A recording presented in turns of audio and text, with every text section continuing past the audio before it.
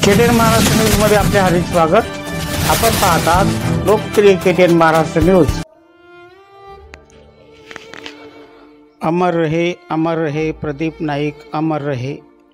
जब तक सूरज चांद रहेगा प्रदीप तेरा नाम रहेगा, अशा घोषणा देऊन किनवट शहरातील नागरिकांनी व प्रदीप नाईक यांच्या चाहत्यांनी नाईकांना सअश्रू दर्शन घेतले।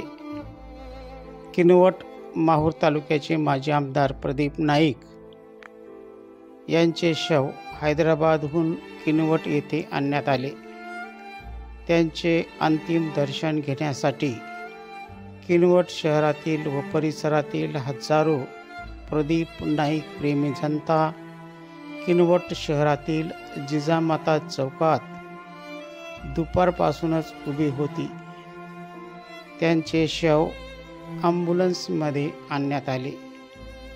त्यांच्या मागे शेकडो चारचाकी वाहनाचा ताफा होता आणि त्यांच्यासोबत त्यांचे पुत्र कपिल नाईक, पत्नी बेबीताई नाईक व त्यांचे नातलग होते। माजी आमदार प्रदीप नाईक यांच्या अंतिम दर्शनासाठी सर्वपक्षीय कार्यकर्ते किनवट येथे जिजामाता चौकात उभे होते।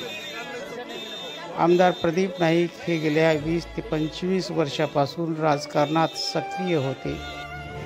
3 टर्म आमदार असलेल्या प्रदीप नाईकांनी किनवट तालुक्याचा चेहरामोहरा बदलून टाकण्यासाठी अथक प्रयत्न केले।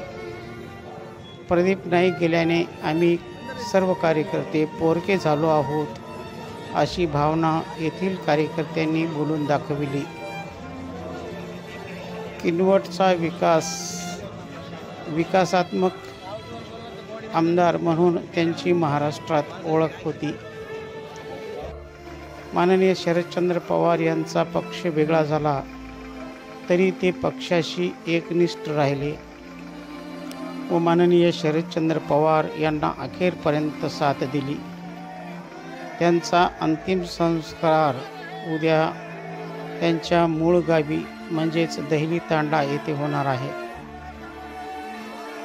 तेच दुपारी 11 वाजता त्यांचा अंत्यसंस्काराला सुरुवात होईल।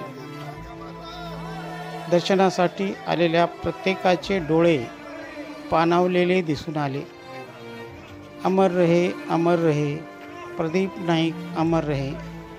जब तक सूरज चांद रहेगा प्रदीप तेरा नाम रहेगा, अशा घोषणाने किनवट शहर दणाणून गेले होते।